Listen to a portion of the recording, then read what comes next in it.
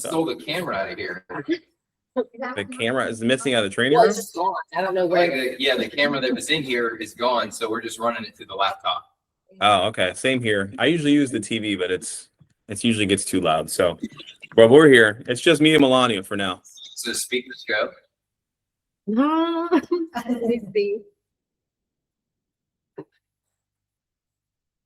on, hold on a second. All right, say something now, Angel. Something. Yeah, it's way better. Okay, do you want me to turn it down a little bit? No, that's good. 'Cause he's got to talk in a little bit. So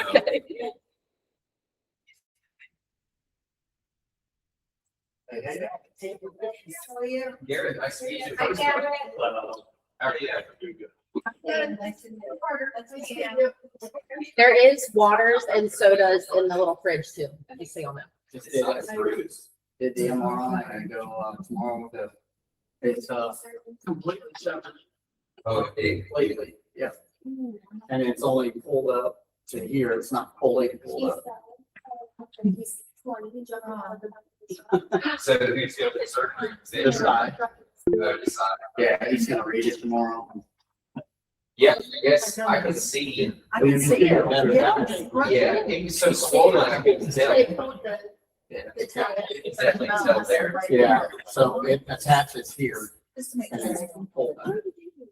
Actually walking around. It was so swollen last week you couldn't tell. Yes. And it was oozing all the way into my hand. What were you doing? Were you skateboarding? No, I set a bunch of trash away in a 40-yard next to the yard and I went to jump down there. I don't know Yeah, yeah. And missed. if and she has the, hyper-compressed it. she has her camera. Yeah, I knew right away, like I was in. Well, I guess we can start in like 2 minutes. We'll give everybody a couple minutes. Okay.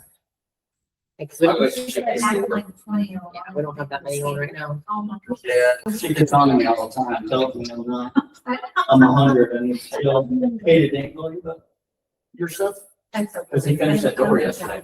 Yeah, they were super happy Okay, good. with him. Good. You will be too if we get him over there, because we've got another house that she just closed that he's going to rebuild it. There he is. Good. Yeah, he did a really good job. So they were very happy. Good. Got me out of those big pickle. He is, very, obsessive about his work.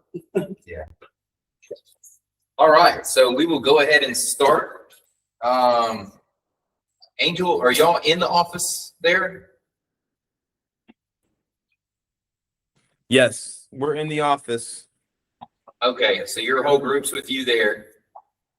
Kind of. It's just me and Melania for now. Okay. So we'll see. We got some stragglers coming in possibly. And we have our award ceremony today, so I think some of the agents are going there today. I got you. So at noon, we'll do our little breakout session. We got Brandon and Andrea here with us today, talking about lending. So they're going to talk to our group. I don't know, are y'all going to be logged into that, or are you doing something different? It depends on how many agents we have here, so we'll see. More likely we'll Okay. jump off if there's only just her and I.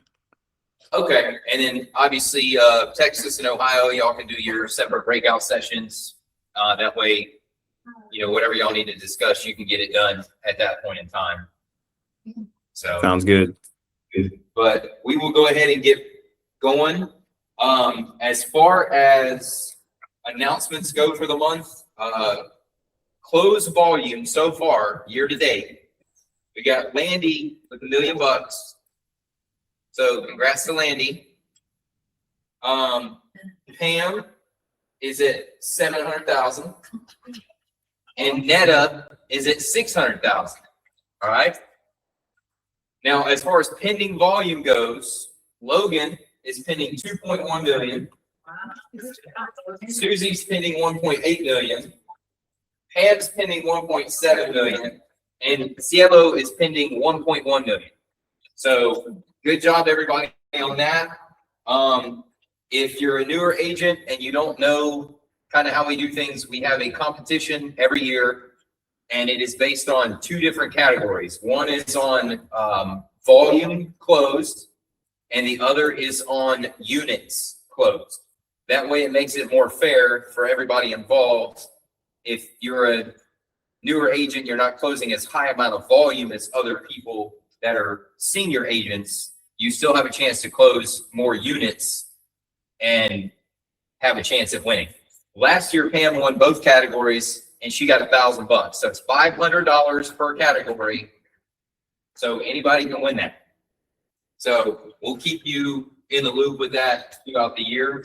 But right now, that's our top dogs. So good job, everybody, for that. I don't know if everybody's noticed or not, but the market has definitely picked up.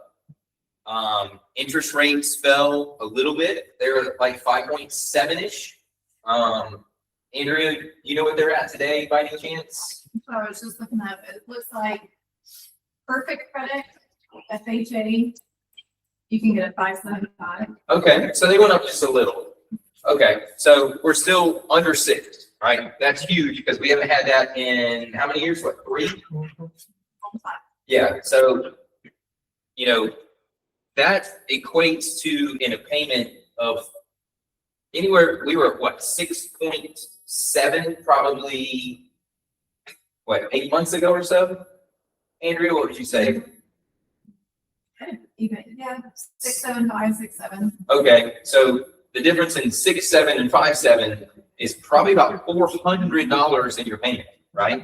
That's a lot of money that people can save. So I think that traditionally we always start off around this time. It starts ramping up. I got a feeling we're going to see a little bit of a lull over the next 2 to 3 weeks because of spring break starting. So don't be discouraged if things slow down for a little bit. But right after spring break, it's going to pick back up. And I think this summer is going to be really big, especially if rates continue to drop.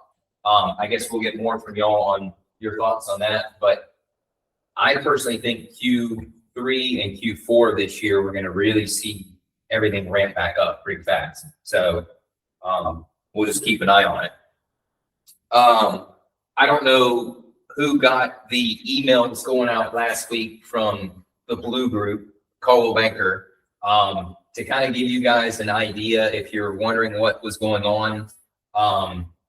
Essentially, Compass bought the Anywhere Group. And if you guys don't know who that is, the Anywhere Group has an umbrella of different companies, right? So now Compass owns Coldwell Banker, Better Home and Garden, Century 21, Sotheby's, and the Cochran Group. So it's a pretty large group of people. I don't know what direction Remax is going to go. They are on the verge of bankruptcy. So there's rumblings that Keller Williams might absorb them, or that group may absorb them. I don't know. So I don't know what direction that's going to go. But what has happened, Rocket obviously bought Redfin about, what, 6 months or so ago, 8 months ago. Compass signed a deal with Redfin for the next 3 years to be their exclusive partner for their leads, right? So I don't know what that's going to look like for the Rocket Redfin leads that we're getting, if we're still going to get them at all, or maybe we'll just get a lesser amount. I guess it will depend on how many Compass locations / Coldwell Banker Century 21 locations are in the area. They're going to get those leads. But that is kind of the shift that they're doing. Since that happened, the email went out from Coldwell like, hey, if you're with a brokerage that you're not getting leads, drop that brokerage and come with us. What I want y'all to realize is that no matter what brokerage you're with, you're going to have to pay that 40% fee to Rocket Redfin, right? That's just part of it. Whether you're with the mom and pops group or with Coldwell, you're going to pay that. I know there's a couple of us in here that have been with Coldwell in the past. If you're doing volume, I can tell you this because I ran the numbers backwards, forwards, and sideways. Keller Williams is by far the cheapest brokerage you can be with if you're doing volume. If you're going to be a part-time agent, not going to say that you're going to save any money. But again, I want to just throw that out there. If anybody had questions on what that email was about, or if you didn't get it, I don't know, but I'm pretty sure it went out to everybody, because I know even I'm friends with a group in Tampa that's a mom and pop's brokerage, and they all got it. And a lot of their agents were asking them what it meant. So that's basically what it was. It's a 3-year deal that Compass signed with them to try to get those leads. Essentially, they're trying to choke out Zillow, because Zillow is the top dog. The only way to do that is for them not to post homes on MLS. So I don't know if this is going to happen or not. I don't think they can make it mandatory to their agents, because I think that would be pretty stupid. But what they're going to try to suggest to their agents is don't put the home on the MLS at all. List it on our platform of Redfin. And then that way all the leads come back into the same lead stores that we're giving back to you. So it kind of chokes out Zillow from getting that lead, because it doesn't go on MLS. When you post a home on MLS and you click that IDX box, then that feeds it to all of those online consumers. So Zillow, Redfin, Trulia, Realtor.com, Homes.com, all of those sites get that lead essentially. And MLS can't regulate one and not the other, right? It has to be even for lawsuit purposes, right? To send it to everybody. So what they're trying to do is, if we don't list it on MLS, then we can control where that lead goes, because it's only on this platform. In my opinion, it's a disservice to the seller, because instead of listing your home everywhere globally, right? Now you're putting it on this one platform that everyone might not see. There's a lot of lawsuits flying around about this. Again, I don't know if it's going to come to fruition, but that's kind of the route they're trying to go, and corner that market to where all the listings that they get, they don't go out globally. They stay in-house and try to double side and capture all those leads. So again, I don't know what's going to happen from a legality standpoint. I guess if you can convince your seller to not check the MLS box and don't put it on MLS, there's nothing legally you can do about it, right? Because the seller is saying that they acknowledge that, but I think it's a disservice to the seller personally. So anyway, that's the whole spiel on that. If anybody has any further questions, you can ask, let me know. Anybody online, do y'all have any questions about that?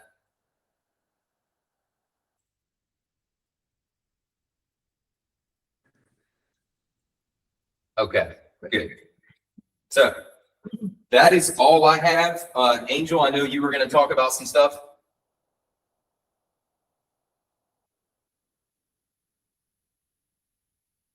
You there?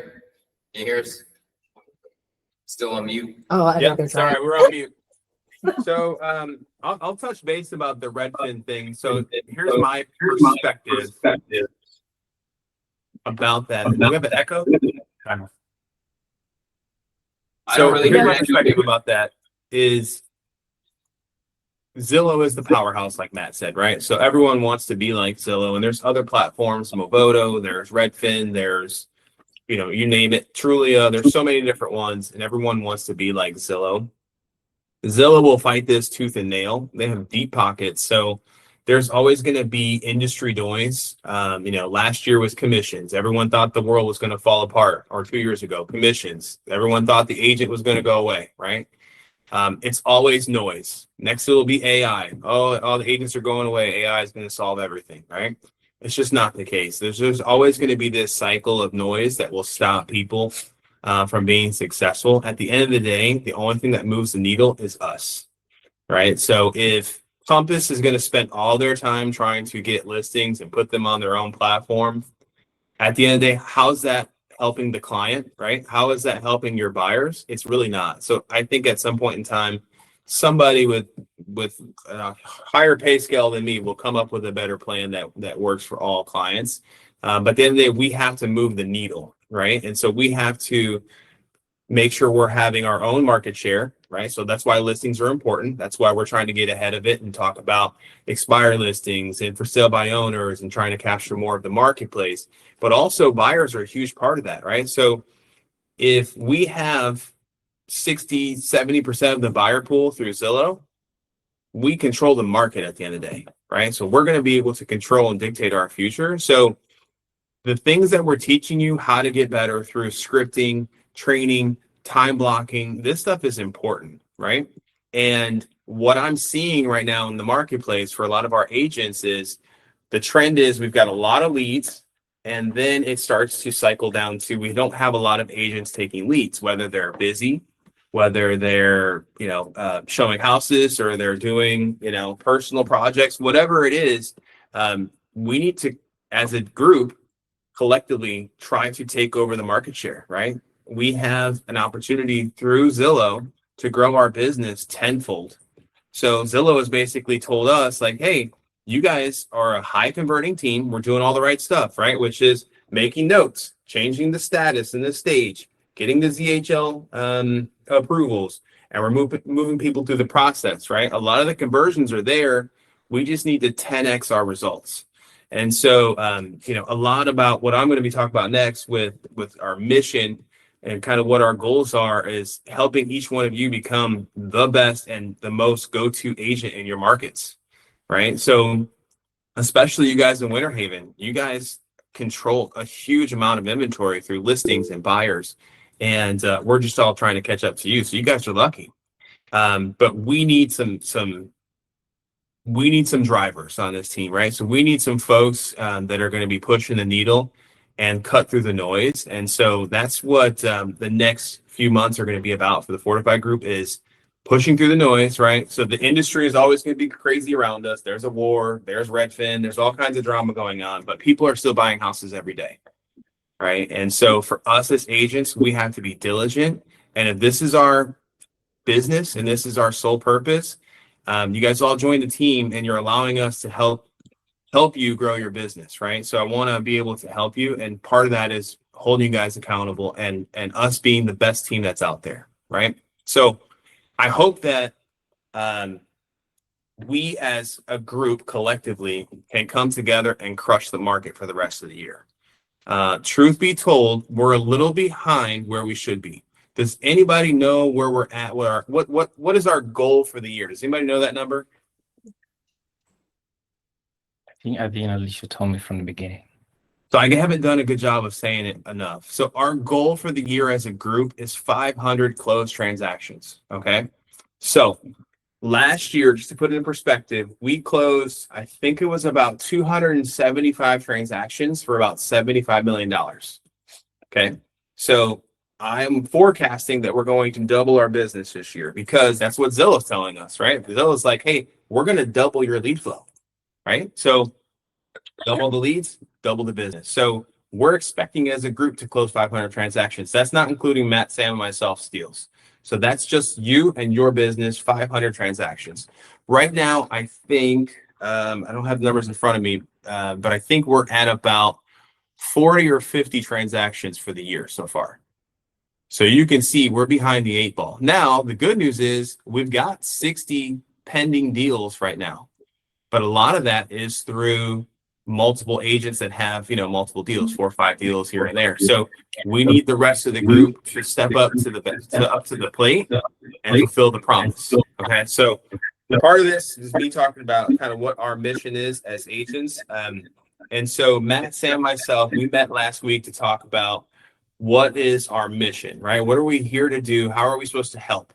Whether it's clients, whether it's, you guys, you guys are our family, right? So we want to help you guys grow your business. So we came up with the mission statement and we're going to roll this out to you guys, but I'll read it off to you. We at the Fortify Group are committed to guiding families and individuals through the home buying and selling process with expert knowledge, honest counsel, and unwavering dedication, while investing in the next generation of real estate professionals through hands-on training and guidance to build productive, sustainable, and purpose-driven careers. And we came up with this as a group, and we fully believe in each one of you guys.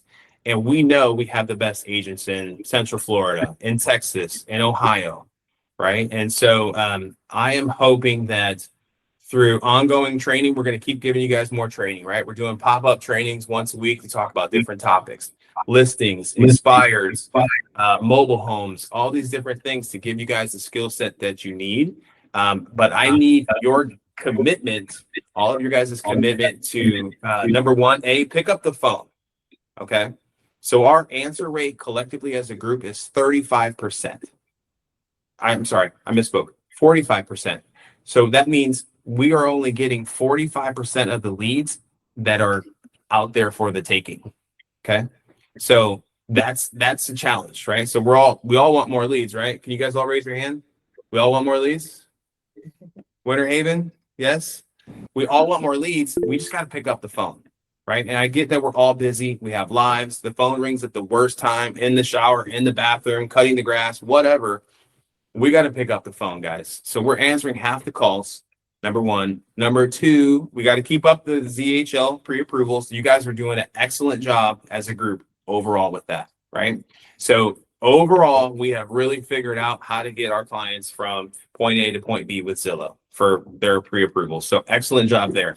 And then the next part is conversions, right? So the next part of that is going to be working through Follow Up Boss and making your notes, changing the status, and really pushing people through the process. And so what we need to do is capture a lot more leads, put them in this funnel, and then start to convert them more and more. But we're never going to hit our metrics as a group if we're not answering the phone. It all starts with the easy part, which is just picking up the phone. We've got agents, newer agents that start, their first 30 days, they can't have access to leads and they're chomping at the bits for this stuff, right? So we want to make sure all of you guys as agents are getting your bucket filled with leads, but it all starts with picking up the phone. So I need your guys' commitment to fulfill our purpose as a group, right? Which is helping families at the end of the day. That's what we all love to do. We love to help clients and we love to get paid, right? And those two are symbiotic. So we need you guys to pick up the phone. So I'm working with Dana very closely, day by day, looking at who's picking up the phone and who's not. So here's my ask. I need you guys to write this down. So I need you guys, number one, to pick up the phone. Number two is track your calls. We have a little bit of a reporting issue, I think, with Zillow. So for instance, I had an agent that said, I called him and said, hey, you missed 20 calls last week. And he's like, no, I didn't. I missed 3, but I had 5, but I picked up 3 and I missed 2. Right. So he knew his numbers, which is good. So it could be a reporting error, which I'm hoping, but track your guys' numbers. Right. So keep track of your phone logs. If you're not getting calls, we need to know about it. But at the end of each week, myself or Dana are going to be reaching out to you and letting you know. It's going to be every 7 days. And we're going to say, hey, Cielo, you had 8 calls, you had 3 pickups. What happened with the other ones? Right. So don't get mad at us when I'm asking you. Just have patience, but we want to work through this process together. So my ask is that you track your calls. Okay. So that's number one. Number two is move people through the process. Right. Make sure you have, I think Matt talks about this all the time. He has a short list of clients. Matt, how many clients do you work with at any given time? 10, 8? It depends. It varies, but I go through it weekly and it's my weekly hit list. Right. So he keeps a short list of your clients and he's following up with them like crazy. Right. And that's what it takes is persistence. Anything in sales is always going to be about persistence. Right. How many times do we hear agents say, they didn't pick up the phone? They didn't answer the phone. You have to just call and call and call until they pick up the phone. And most people will appreciate the follow-up. So I'll quit rambling, but I really want you guys to just, number one, let's just start picking up the phone. Because if Zillow can see, hey, Fortify Group is picking up all their calls, guess what happens? We get more and then more. And then we get to pick our zip code. So there's a couple of things that are coming and then I'll stop rambling. So number one is we're going to start looking at our zip codes and trying to help you guys get closer to home, meaning getting you guys closer to your home base zip code. So in order to do that, we have to have high conversions, right? So it's super important that we work the business that we have and we control our zips and we start getting you guys closer to home. Okay, that's number one. Number two is real-time touring. You guys are going to be ready to watch a video. Real-time touring leads usually come in through the Zillow app. That process is now changing. Okay. So the process now is going to be coming through Follow Up Boss in your app. So you As will a get an text- alert, like a text There's a message. lot of feedback. There's a lot of feedback. Okay, Matt, do you want to take over then? On No, the, like I on feel that? like if everybody mutes themselves, they shouldn't. I think if Alicia, can you mute it? I think it should be fine. Maybe it's you. She's saying you can see. Yeah, try to mute your, if not, Matt, you take over. You're good now.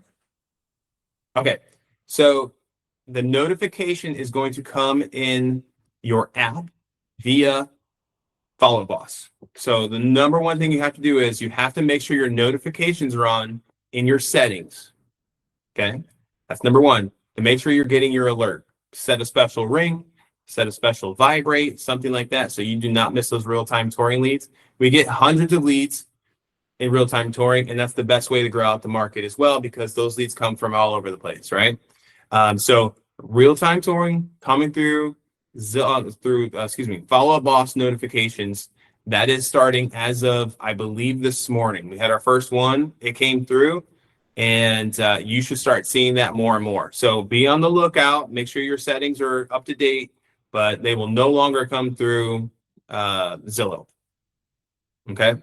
And then Matt, do you want to play that video? Do you guys have access to do that? So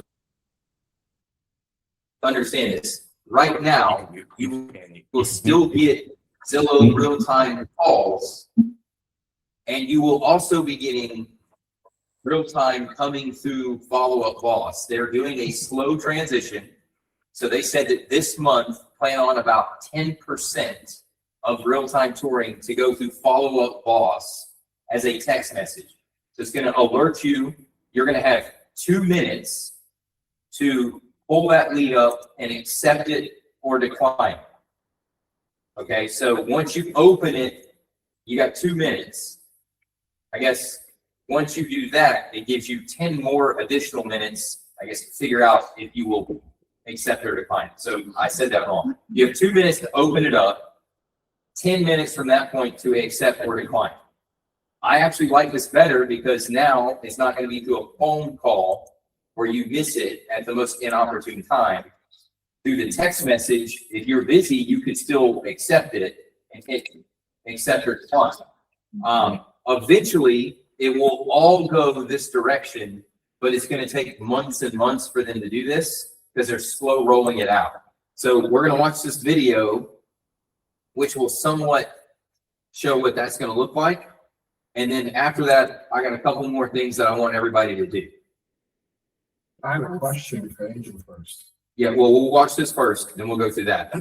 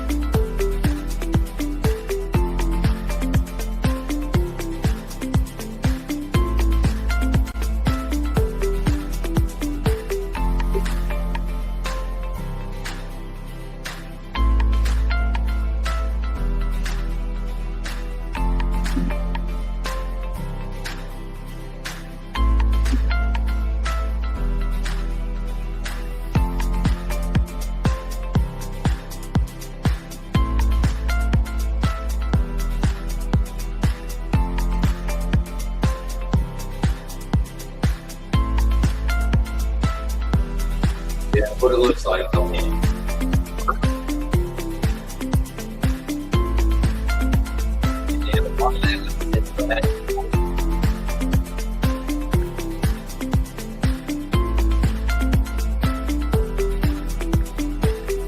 Yeah, it should be. Yes.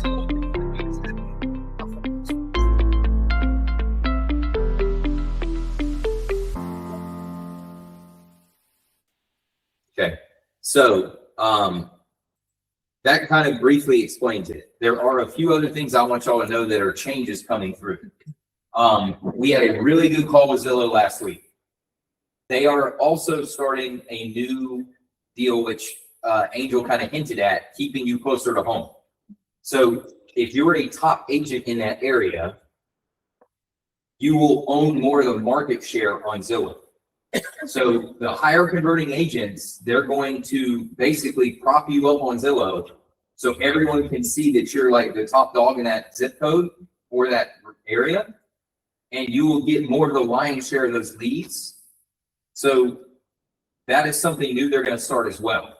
So the area that you work, if you're doing well in that area, you will get more of those leads coming in to keep you closer to home. And it's going to be really good for us because of us having such a wide area that we cover, right? Like Dee lives in Auburndale. Pam lives in like South Winter Haven / Lake Wells, right? So they're 45 minutes apart.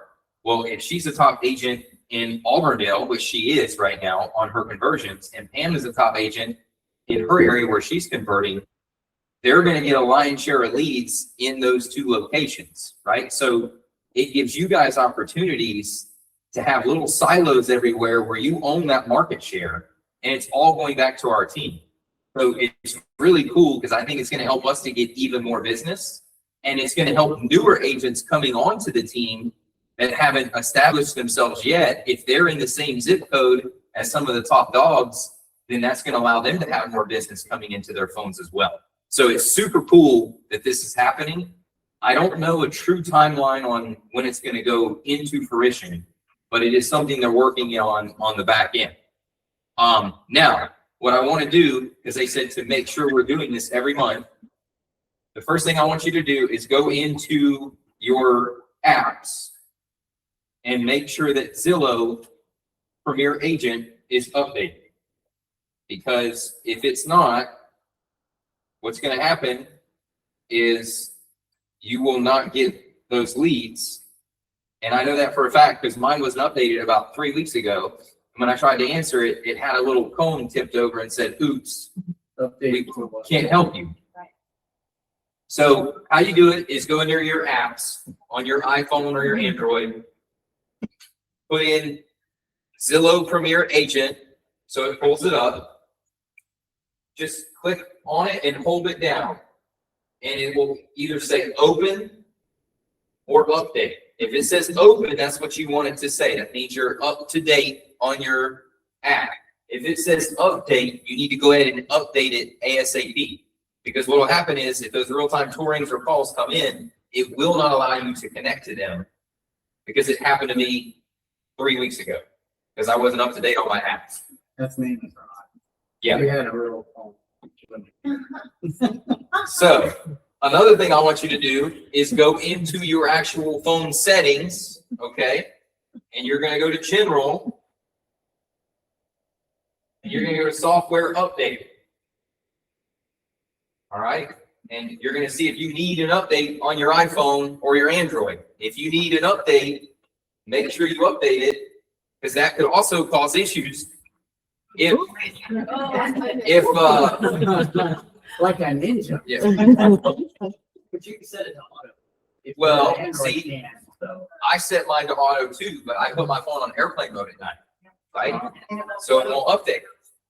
So if you have even your Zillow app updated, but your phone's not updated, it may also cause a problem.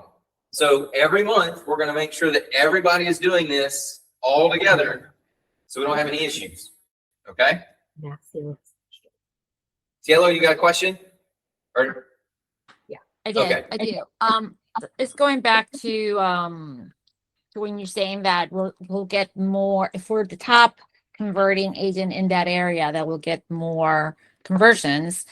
How do we get access to those zip codes in the first place?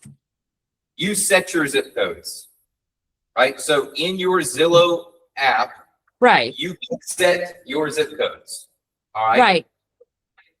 Okay, so what I'm saying is there's a zip code, there's certain zip codes that I really like.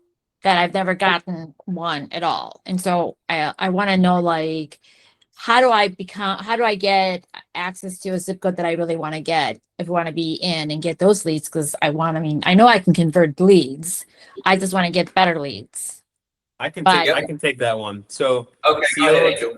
to answer your question, what's going to happen is we don't have that rollout yet, but they're going to basically have within the system for us as leaders, we can go in there and we can start navigating which zips we want to grow the business to.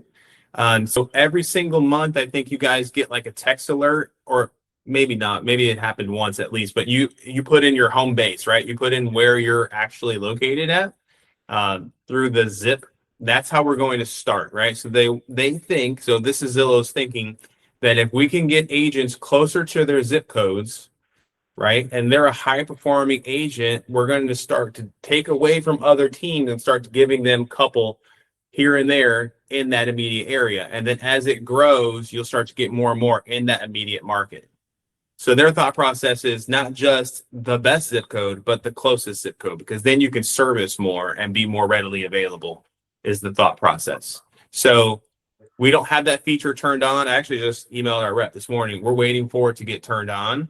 But the best way to do it is you should be able to upload, like Matt was saying, or you should be able to update the zips in your actual app, and that will be the start of it. So then we can see, like, what is your preference, right? So if Alberto's here next to me, so if Alberto wants to be in Lake Nona, he's going to put in 32832 in his app, right? And then if there's any overflow as a high converting agent, he'll start to get 1, 2, 3. So he'll start to get some of those leads. It's not going to be like an overnight bucket fill, but it will come eventually. But that's how it starts, right? So if you're like, hey, here's my top 10 zips, I think it's 10 or 20 zips at the most. And so you'll put that in, and then you'll start to get the overflow in those areas. But they only go to the what they consider high converting agents. So what is a high converting agent would be who answers the phone, right? So we talked about that. Who gets ZHL pre-approvals, and then who is converting them at the end of the day. Gotcha. No, that's really great. I like that a lot. The other question I have, I know that the near zip codes are good. But what's happened to me is I'm getting more of my side of town, not as close, but preferable. I like it better than going to the east side. But now I'm getting a lot of leads that are under $100,000. So if you get those zip codes in your app, just take them out of your app. Take them out of the settings in that area, the areas that you don't want to be in. That should be the fix for that. For the okay, so but I So, like, still want let's the say you're zip getting- codes. I still, like, for example, you'll know a little bit about this. So I went from East Cleveland, which I'm getting a lot of East Cleveland now, but like I have Elyria, and Elyria you could I don't mind taking anything over 150, I'll even take a little bit lower than that. But like right now I'm getting a lot of leads that are like 69,000 and this, and a lot of the times they don't even get approved by Zillow Lending because they don't qualify. And so or I'm getting the really low under 100,000, under 70,000. So I guess I can talk to you about it. I understand the concept and I really like it. I do. I just want to make sure that they also know that we want the closer incomes, but the closer zip codes, but we also want the higher, the higher pricing listings. Of course. So there is a way. I don't have that in front of me because I just got logged out, but I think you can set like a minimum of the lead amount that you want. Really? So Oh. if it's, now be careful, right? So for those of you who are like, oh, I'm only going to put $1 million lead in there, you probably won't get so many. So of course you want to be over $100,000 or whatever that minimum is, but you should be able to set it in the app. You know what? And I don't even mind like $60,000 ones because I could always put, my fee on it. It's the 10,000 or the 25,000 where these Yeah, it's people just are unrealistic. like, you're just kind of like, okay. I will, if you can do that, then I'll have to look at it because I like that. Okay, thank you. I'll try to put together once I figure out how to do it, I'll put it like in a Loom video and then send it out to the group. Thanks. You bet. So again, guys, what we want you to understand is that with this new technology that Zillow is rolling out, it allows you to have more control of your zip codes And with us being expansion, it helps us even more because we cover such a more broad area than one little team that only does one certain area. So it's going to allow us to get a lot more opportunities. Another cool thing is they're going to start telling us where they want us to be at. So if they have a huge pocket of leads over here and they say, hey guys, since you're a high converting team, can you take these leads for us? We can tell them yes or no. So that will also open up more opportunities for everybody because now they're coming to us and asking us to put agents in those zip codes if we want, right? So it's a huge opportunity that we can have now with this new way they're doing. You could check notifications. I just noticed I'm on Pacific time again and I've changed it before. I went back to Pacific. Yeah, so that's the thing. Yeah. Check your time zone you're in too, because Tim was in There's so Pacific. much fraud going on. It's very similar to the one I received. Yeah. Hey, So- Matt, Yes, sir. I got something else I wanted to talk about. It's kind of important. So Okay. it's about fraudulent land deals that we're seeing more and more in Florida. So as we start to, I mean, you know, we're in Redfin, we're in Zillow, we're in these different platforms. We're getting so much exposure. We have a Google page now. We've got the exposure is just there. And so what is going to come and you're going to see is you're going to get a lot of people reaching out about listing their vacant land properties.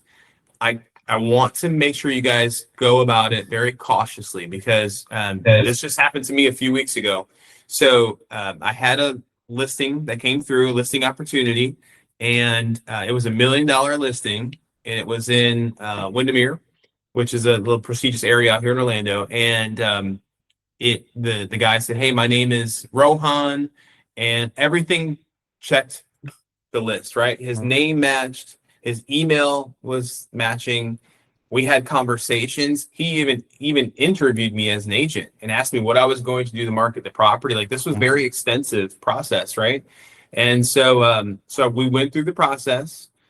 I won the listing, right? And we took photos, got it on the market. I started to get some weird calls, right? I had agents reach out and say, "Hey, did you know that this property was listed last year?" And we turned out it was fraud. Right. And I said, okay, well, I actually spoke to the owner and I did my due diligence. I got my second call, my third call. So then I said, I better get a photo ID, right? A copy of his photo ID. So I said, hey, listen, Rohan, which is his name. I said, I need to get a copy of your driver's license because there's been some fraudulent activity as it relates to land listings, right? And we want to make sure that we're doing our due diligence.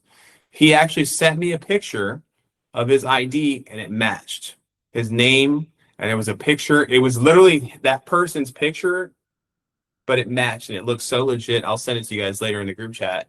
And the very next day, I got a call from the real owner who was terrified and trembling on the phone and was like, "How did you get this listing?" and asked me all these questions. I actually spoke to the husband. After the long, I'll give you the shortest version. It turned out it was fraud.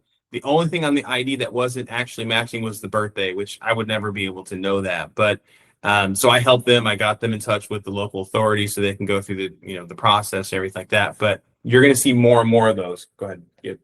Oh, so while we're sitting here, what made me think of it is I actually just got an email from another person that said, "Hey, I want to list my house or my vacant lot in Avon Park." Right. So if it sounds too good to be true, it probably is, right? So this has happened to all of us. I'm a veteran agent. I did my due diligence. Things happen. I know this has happened to Matt before as well. I think Alberto's going through this here. So be cautious. That can happen to any one of you guys in any market. So if you get these come list me type moments, let's tread lightly and get somebody else involved to help you, okay? Thank you, Matt. So on that note, because it has happened to me before, it was actually a Rocket League that came in. So Rocket vetted this person. Then it came to me and it was fraudulent. So I think the best way to go about this moving forward is if you get a call, and I actually got a similar one, Angel, that was different though. It was about a house and these people wanted me to Zoom call with them about listing their house. It was very weird. So anything that seems off, guys, there's a lot of fraud going on out there. I would say anything dealing with vacant land, especially, the first thing you want to do is after you get that address is maybe get with the title company that you work with and have them start doing some recon, because it may help with some of these issues. Obviously, the photo ID is a great idea. Always ask for that too on the front end before you even list the house. Tell them you need a copy due to fraud. Tell them straight up because of fraud. With all the AI technology now, it's a lot easier for them to fake stuff like IDs. But normally when I asked the guy that I dealt with on the fraud situation for a copy of his photo ID, that's when he got squirrely and we figured out that it was fraud. So a lot of times if you ask up front for the ID due to fraud, they may just go ahead and move on down the road. If they do send it to you, call your local title company that you partner with and have them start doing some recon, because they may have a lot more options of finding out who the real owner is than you. I saw maybe a Eric. hand go up somewhere. Eric's hand went up, but it went down, but he might have something. And then Nohemi sent a message. Okay, let's see what's in that message there. I currently have someone who I don't know if they're real owners or not. I have their ID, it matches. So I guess just some advice. Okay. So again, I would maybe get with the title company too and just do a little bit more recon. Eric, you had your hand up. Yeah, you already touched on it. I mean, we you know, and I talked to Noemi about this one just because it was the same time as Angel going through his stuff. So biggest thing our brokerage is telling us, because they're seeing it as well. We're not the only team. And she said, you know, obviously we did the right things. We have what's called forewarn too. So if you guys don't have that, I would, you know, it's usually provided to you for free on the MLS service. That's usually kind of the telltale, but ultimately it all falls on title to sometimes uncover a lot of this stuff, and they can do it pretty easily, or at least more efficiently than what we can do on our end. So, you know, we have our title partners, so get them involved, have them run a little bit of a check to see what that looks like. And, you know, that's what I was going to say. Perfect. Yeah. So just tread lightly before you go spend money on photos and put your sign out and all that. Maybe just do a little bit of recon. Tell them straight up, due to fraud, our new brokerage policy is XYZ. A lot of times when you say that, if someone's trying to pull a fast one anyway, they're just going to ghost you and go silent because they know that there might be a chance that they get caught.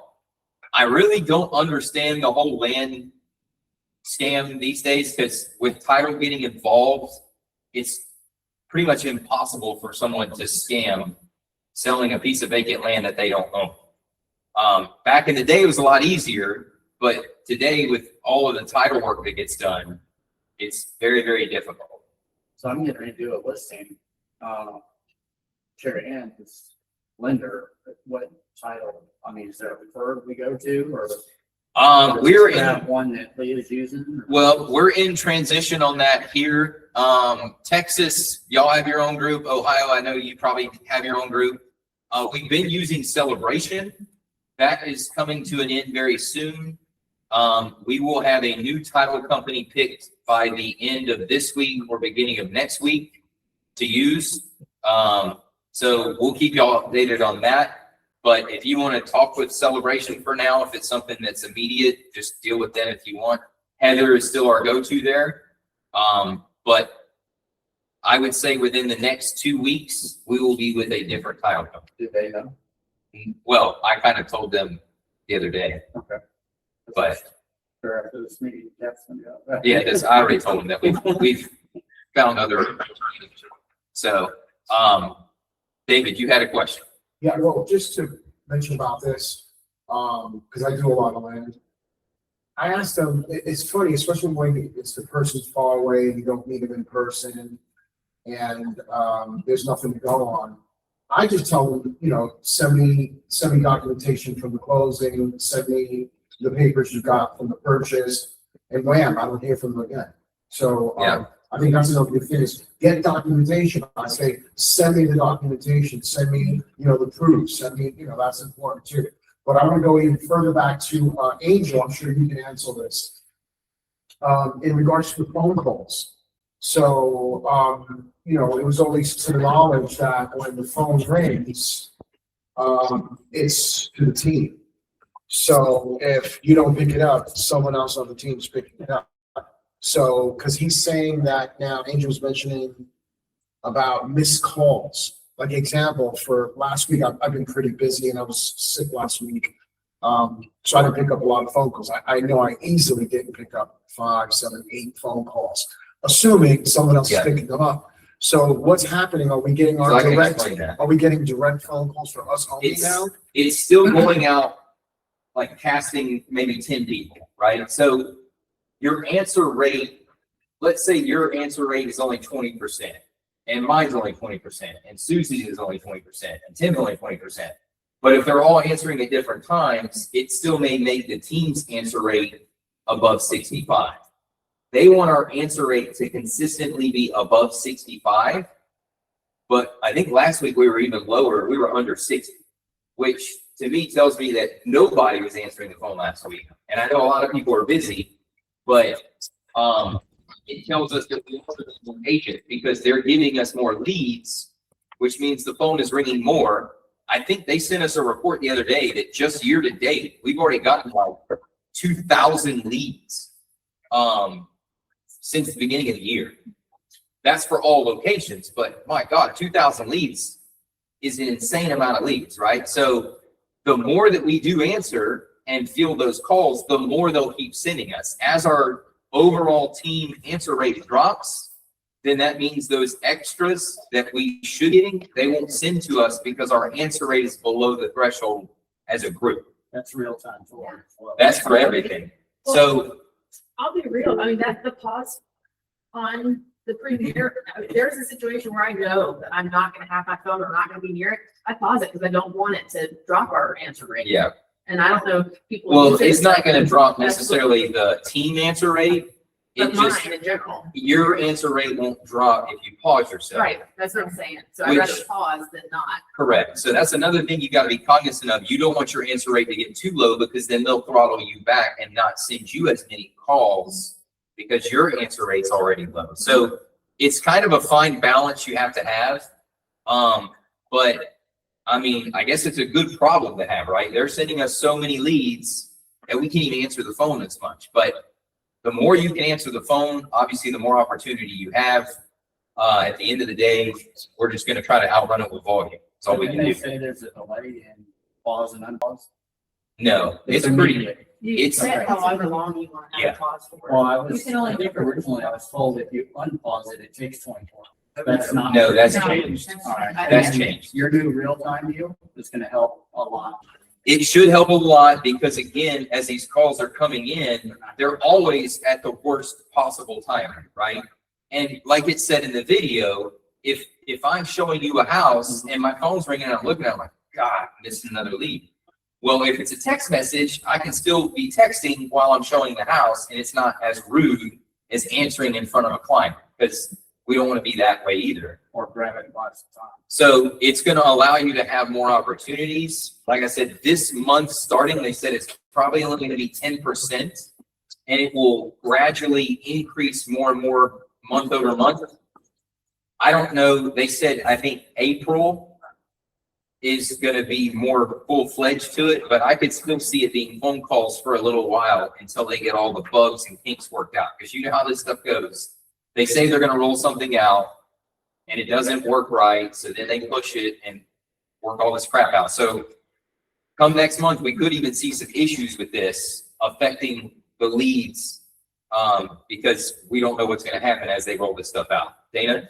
Yeah, and it's not a quick fix, like if you're like below the rate for your pickup rate, like, all of a sudden you just start picking up the phone calls the next like 2 days of that week, it's gonna take time for Zillow to like start to build your rate up in yourself, so I just always tell people just pick up as much as you can, or if you can't, we have to do the self-pause, but don't expect it to be a quick fix when you've been down so low. Correct. Like, it's gonna take some time for them to start filtering, you know.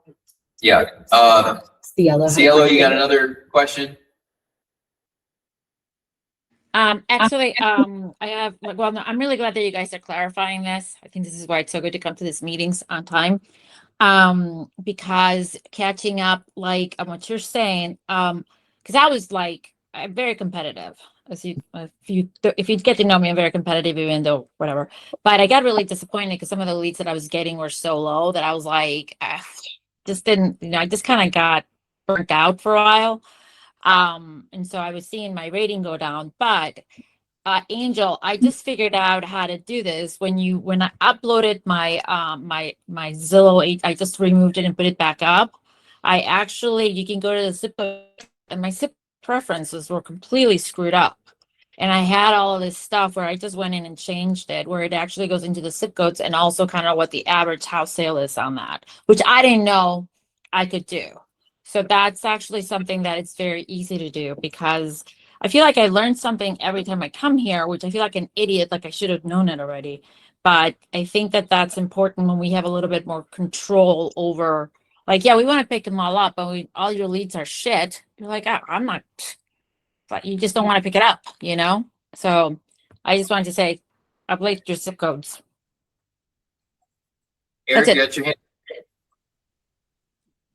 Yeah, I was just going to touch on showing agents, right? So at the end of the day, when you feel like you can't take a call because you're busy, that's why we have the showing agent piece to this team, right? Like, we have tons of bodies to help with calls.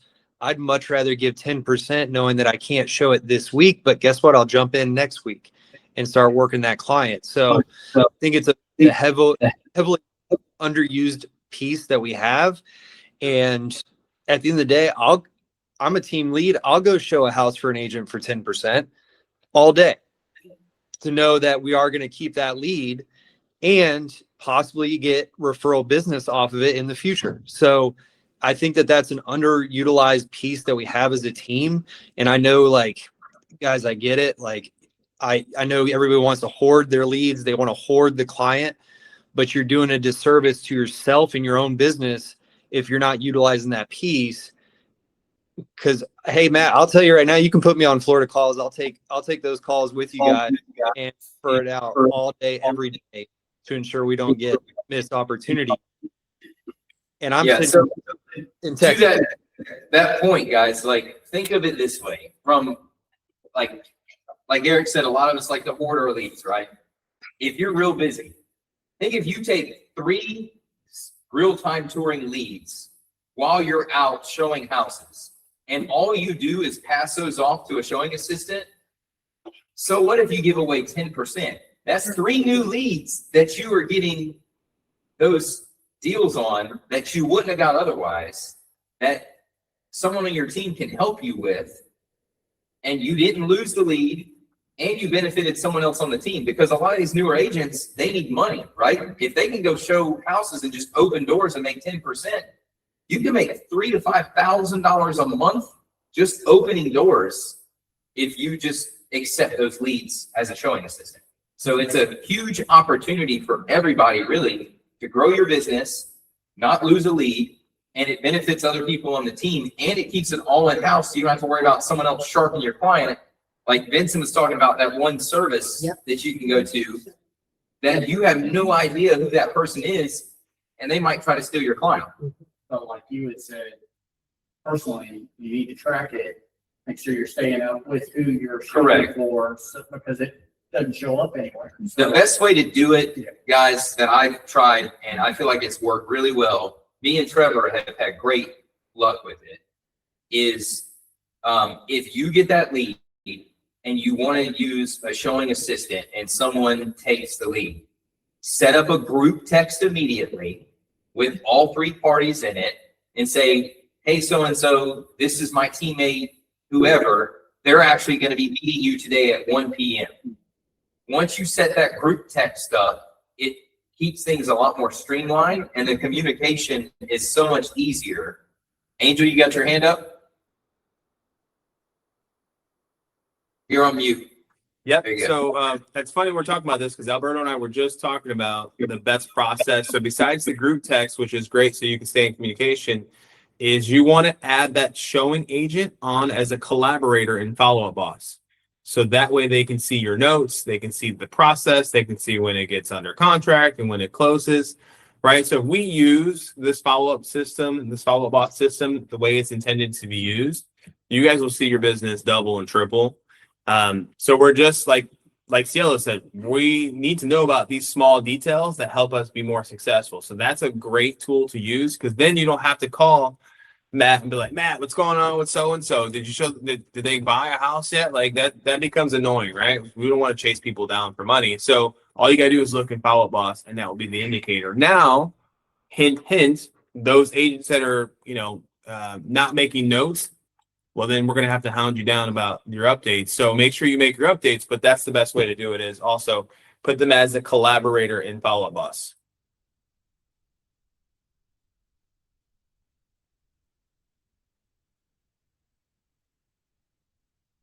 I don't know if there's any more.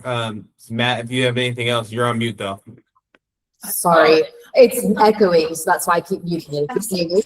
I said that makes it even better, because then the person that's actually showing the house can be putting those notes in for you, so you can go in and see them as the collaborator, and it just streamlines the whole process. So what, and side note to leadership, that you showed the house so they can put that in the whole deal?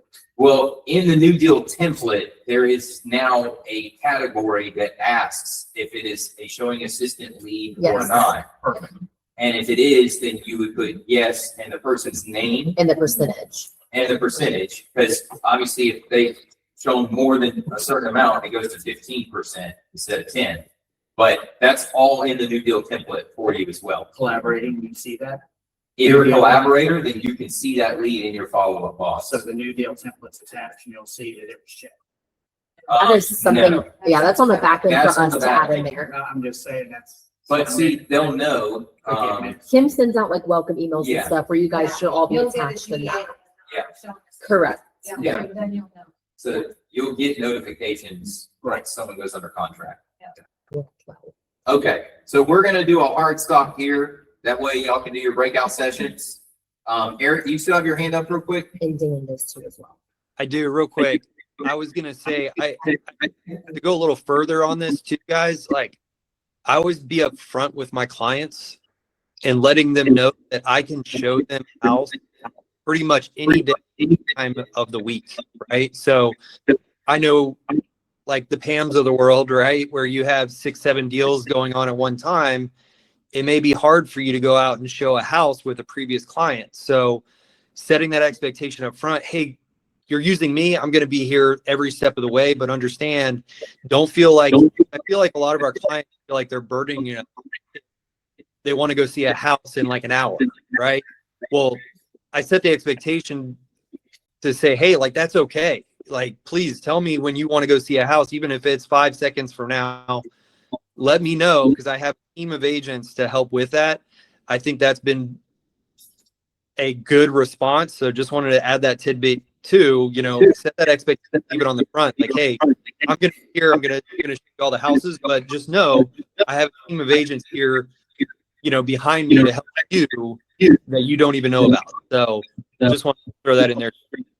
Yeah, it actually makes you look even better, because when people see you have a whole team with you instead of you just being one independent agent, they're like, holy crap, this person has a whole system. It makes you look like a better agent. Dan, you had your hand up?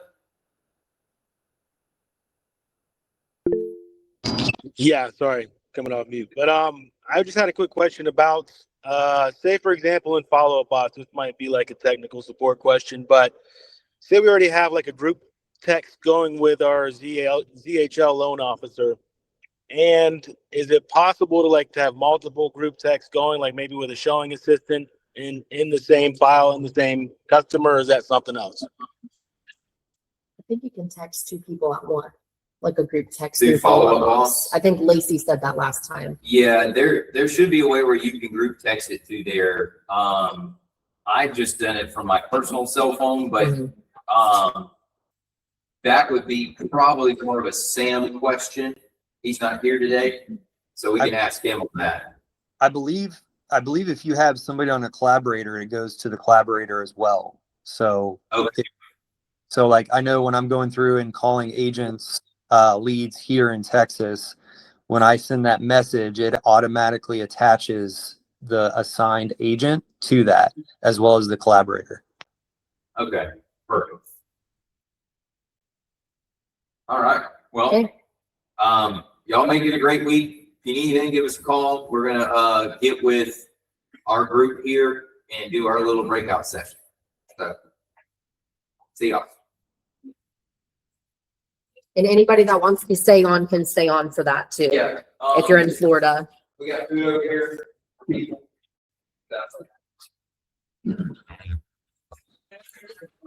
Hey, Matt, can you go ahead and send me some Mamadillos while you guys are at it? That'd be great. Say it again, Eric. I said, if you guys could send me some Mamadillos to Texas, that'd be great too. Thank you. Okay. He said, I'll send it to him for Texas. I'll text him. Okay. I'm gonna text you. It's a little loud in here. You're good. I was joking. Oh, okay. See, I can't even hear.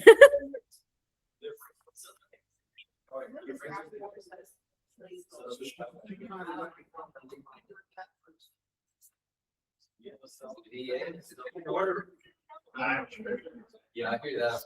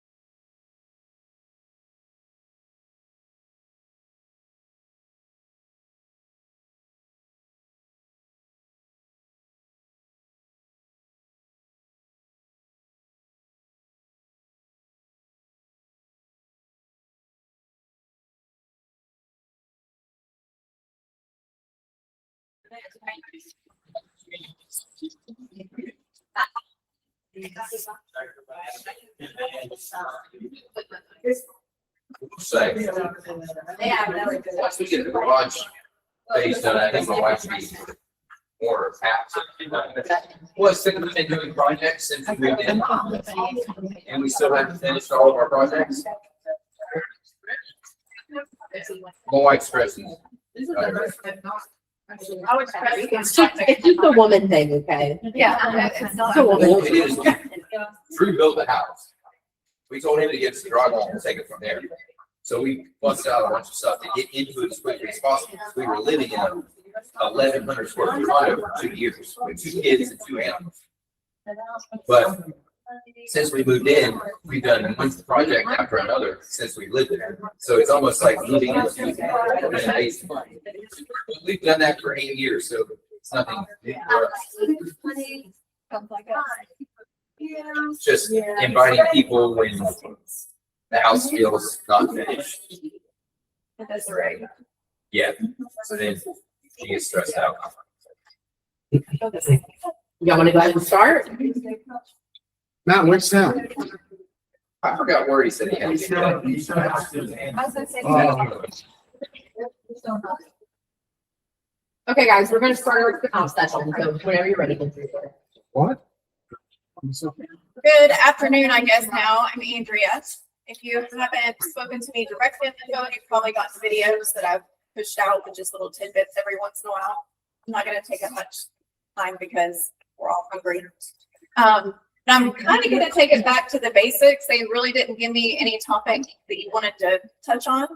So I was just gonna take it back to the basics on questions that y'all could ask the clients before you get them to a lender. Just to give you, basically save you on time and get a better buyer. We all want the deal to close. And if it's not a cash deal, then you're gonna have to get financing. And in the financing world, if we can find problems early on, then we can usually fix them and still get it closed. So there are a number of questions that are just good to ask. Well, I'm sure y'all probably do ask if they're pre-approved before you show a home. And if not, then I don't recommend showing too many homes to them before they are, because you might be wasting your time. If you ask them about their credit score range, you don't really have to know all the different ins and outs about different loans. But if you hear, oh, well, my credit score is not that great right now, then you might want to pause and say, well, let me get you to someone who can help you with your credit score and bump that up before we see a whole bunch of homes. It's just basically, we want to keep y'all's time down to a minimum on wasting showings, because it is a big busy season like we've been hearing. So if they say it's below 500, then just pause. If they say it's below 600, that means that we can probably work with them to get it up high enough to close the deal in the next 3 months or within 3 months.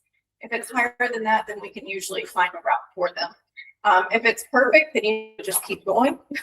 And eventually, when you ask them, another good question is, how much do you have saved?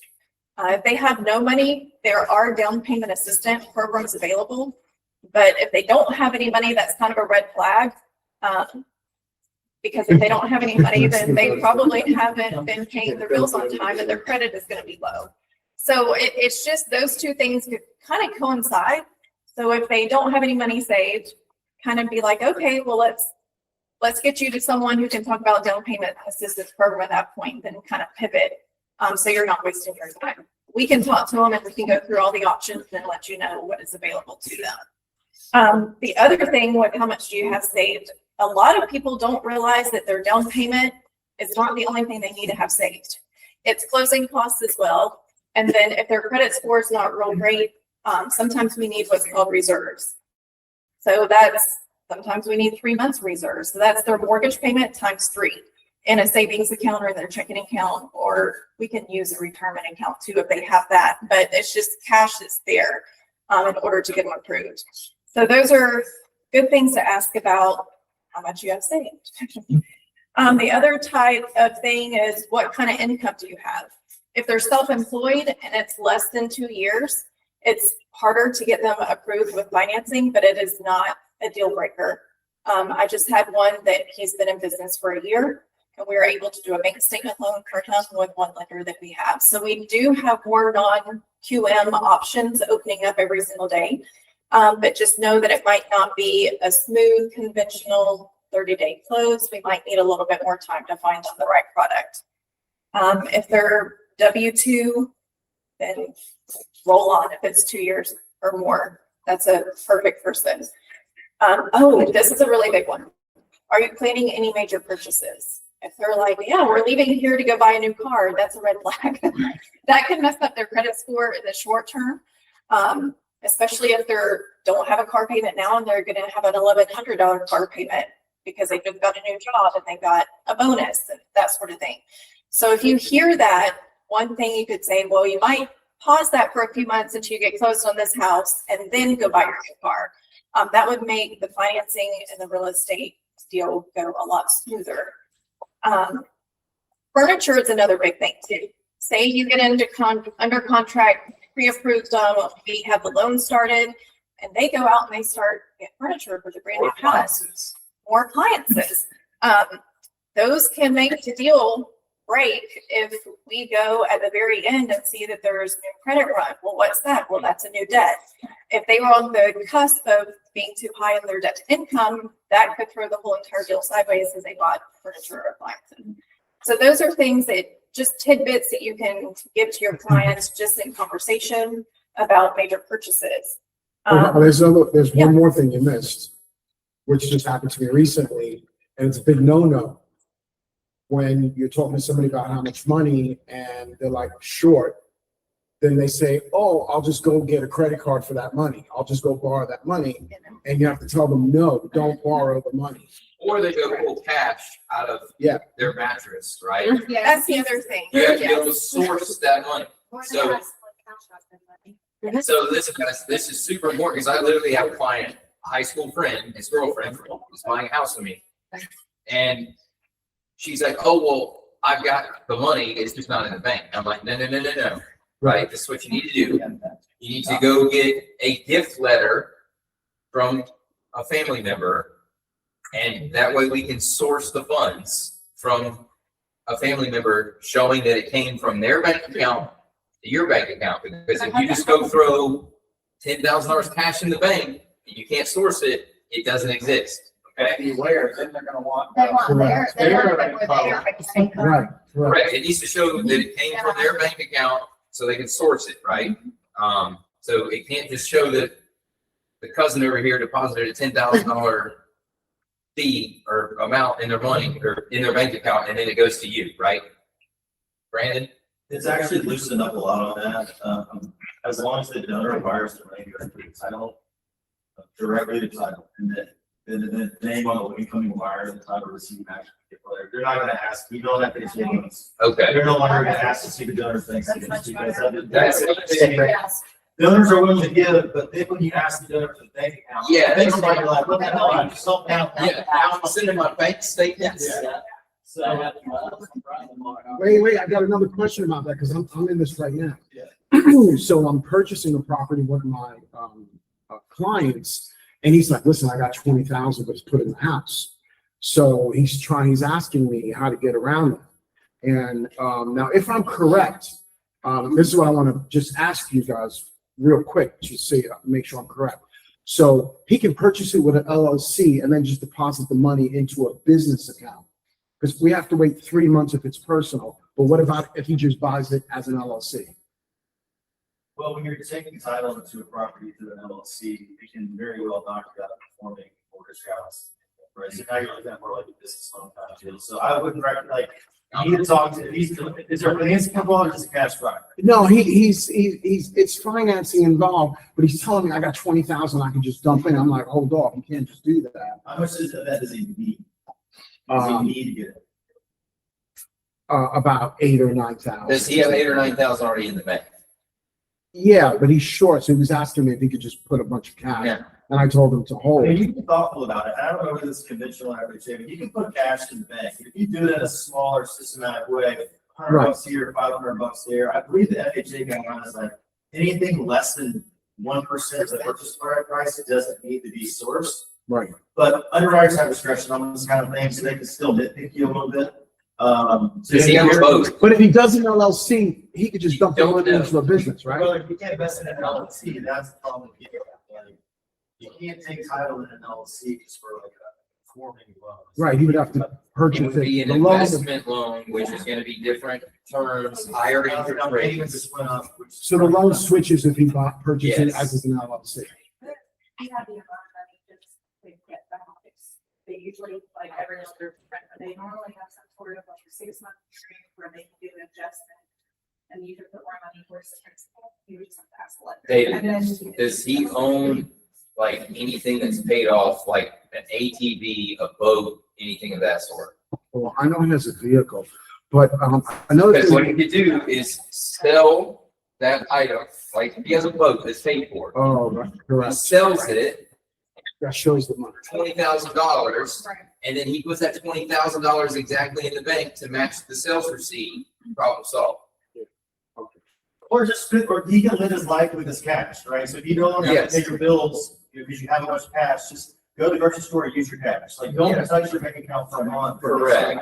Unless your paycheck. Yeah, don't use a debit card, go buy everything with the cash that you have in the bank. So maybe over a month, $10,000 you just saved in the bank.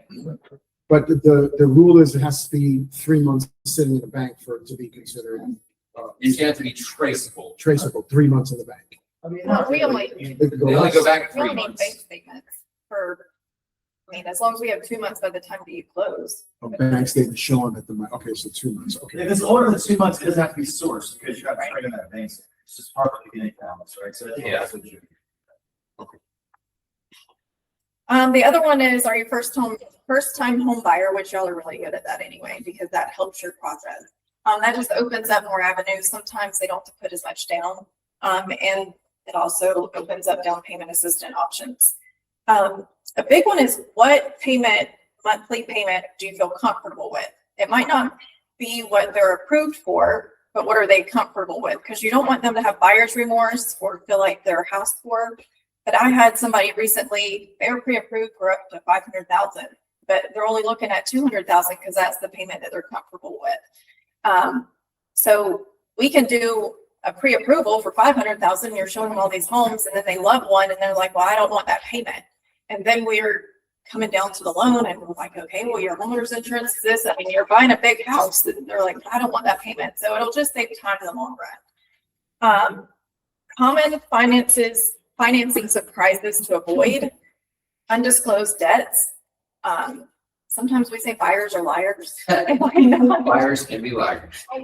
They might not disclose it, and then we end up finding it anyway with all the checks and balances and the lenders do. So just be upfront with, just tell the truth and we'll actually be able to most likely close you on time. Credit disputes is another big one that can throw us sideways. I think if it's more than 1,000, then they have to get them completely removed off of their credit report, which takes time in order to get those removed. So that can make it not close on time. Job changes, like they might tell us that they're a W-2, they've been there for 3 years, but they don't tell us that they're quitting that job and starting a new one because they don't think it matters, Or retiring, or retiring. and they retire before they close. So that's a big Or thing. they change, do they go from salary to commission? Yes. Yes, so right in the middle, like if y'all are in these conversations, 'cause a lot of times y'all talk to them more and you get to know them better because you're showing them houses. And if they make mention of this kind of thing, just maybe bring it to your lender's attention. Hey, did they mention that they're retiring? Do you know when? I think it might The be day after soon. closing. I think it might be soon. Just give us a heads up a little bit. Undocumented gift funds, we just talked about that. We have to document those. Large unexplained bank deposits, we just talked about that too. A lot of people get really defensive when it comes to their bank statements. And if we start asking questions, they get very defensive and they don't want to tell us where it's coming from, but yet they want a loan. Hey, we're trying to give you $300,000. We're just trying to make sure that you can pay it back. So just let them know if you have a bunch of money that is under your bed. And I just had a lady I talked to, she said, we're going to put $200,000 down. It's like, that's great. Is it in your bank?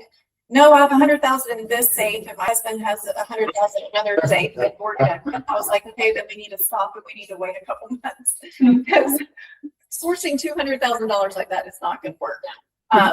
So these are the kind of conversations that y'all can have, or if as you're getting to know your clients, as you're showing them houses and you hear these red flags, just let us know, because that could save a loan from closing late and saving your buyers from getting their house.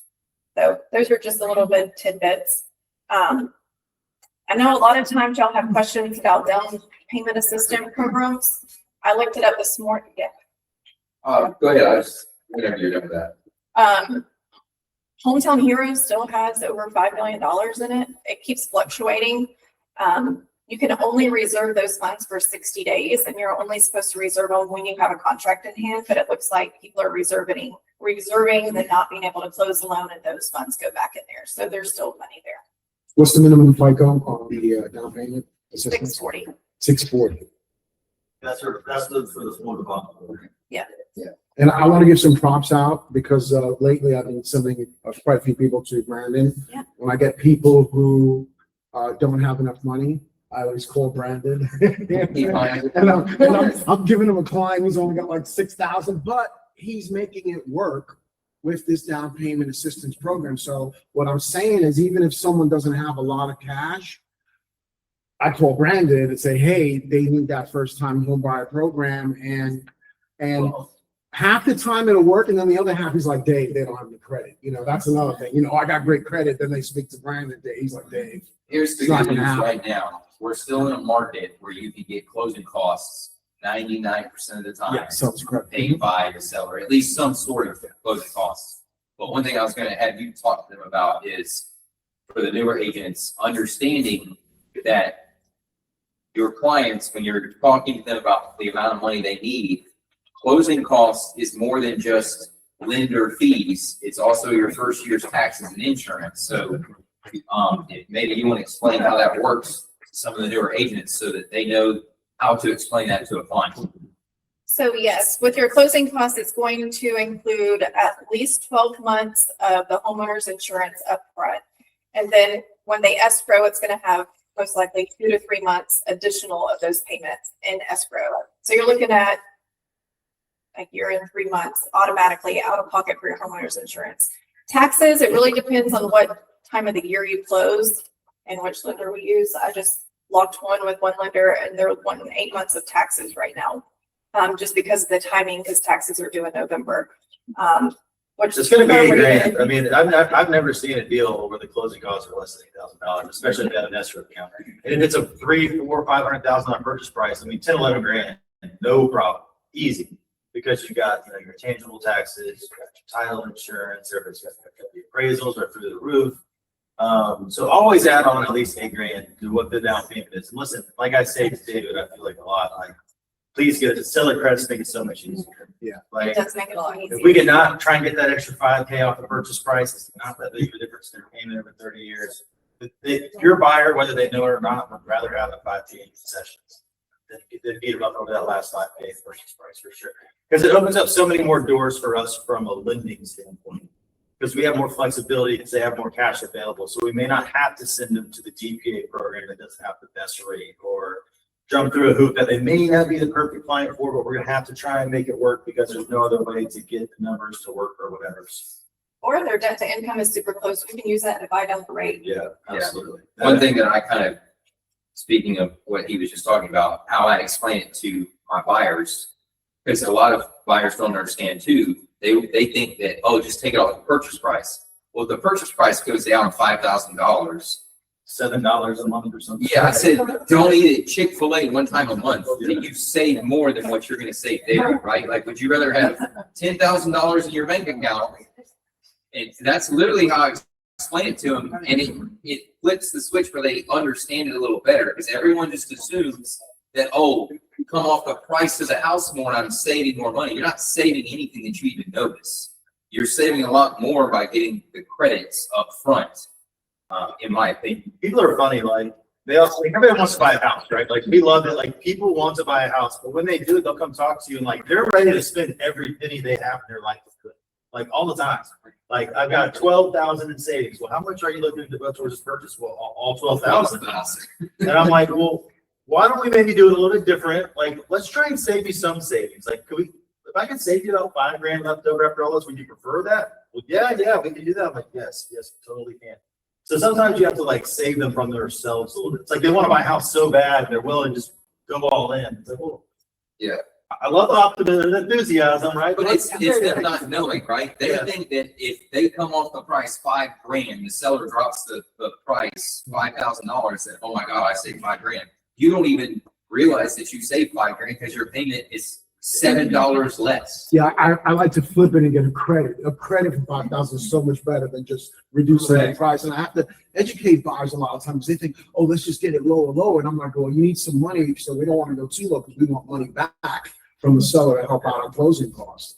And I have to say, you know, I feel sad for you, Brandon, because I'm always sending you problems, but You can send me deals. he's working them through, and he's getting deals for me that it would just be dead. I mean, it wouldn't go nowhere, but he's Well, that's the whole making point, it right? happen. That's why we're here. And I think one thing that David does well is like he's realized it takes like he has to have a good team around him, right? Yeah. So I know David gets the Rocket leads, he gets the ZHL leads, he tries to stay loyal to the companies that are feeding his family. Like I get all of that. But like there's gonna be deals I can't do. There's gonna be There's a lot certain of deals that they. there's gonna be certain people that just like local lenders. Like some people are like, I just don't really like the loan officer with Rocket. He's kind of a jerk, or call me back or whatever. Like He doesn't live here. that's what we're here for, right? You know, we've had a relationship with you guys for a number of years now. We appreciate it. Like, we are happy to make sure nothing falls through the cracks. Like, we can be the not fall through the crack people. Like, that's totally fine. Like, the check cash is just the same for us. We get the joy out of helping people that wouldn't otherwise, be helped with whatever avenue they went through to get their mortgage initially. You know, so it feels good to close out a loan when somebody else can. Does anybody have any questions for the group here? Anybody? Well, thanks for continuing to trust us. I mean, Andrea's probably our best loan officer. So, her job here is to support the, we have got one person at our company just to take care of the fortified group. Like, it's her job. So please don't hesitate to reach out anytime. If it's just a second opinion, something's not sitting right, like we're here to serve you guys. And Andrea, I'll share your information in our WhatsApp chat, so that way all of our local agents have that information. All right. Thank you, guys. Thank you. I see it. I'll let you know. when Yeah. the president comes All right. back. See you.